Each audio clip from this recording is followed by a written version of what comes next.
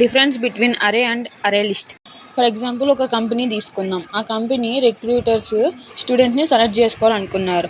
అయితే వాళ్ళకి 2 పొజిషన్సే కావాలి. గ్రూప్ ఆఫ్ పీపుల్లో నుంచి 2 పీపుల్స్ని సెలెక్ట్ చేసుకోవాలి. ఎంతమంది టాలెంట్ ఉన్నా కానీ నాకు 2 కావాలి.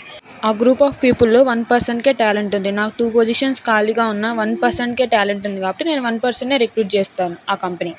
సెకండ్ ఎగ్జాంపుల్లో కంపెనీ 2 రిక్రూట్ చేసుకోవాలనుకుంటుంది. ఆ గ్రూప్ ఆఫ్ పీపుల్ అందరికీ టాలెంట్ ఉంటే ఫుల్ మెంబర్స్ని ఆ కంపెనీ రిక్రూట్ చేసుకునిద్ది. అసలు ఎవరికి టాలెంట్ లేకపోతే 0 మెంబర్స్. కొంతమందికి అంటే ఆ కొంతమందినే తీసుకుంటుంది. సో కంపెనీ 1 ఏంటి 2 పొజిషన్స్ కావాలి. So 2 position or 2 less than 2 recruit చేసుకుంటుంది. కంపెనీ 2 టాలెంట్ ఉంటే చాలు ఎంతమందైనా రిక్రూట్ చేసుకునిద్ది.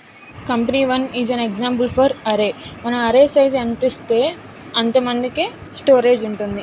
సో ఇక్కడ 2 పొజిషన్స్ ఖాళీ కాబట్టి size 2 less than 2 or equal to 2 storage ఉంటుంది.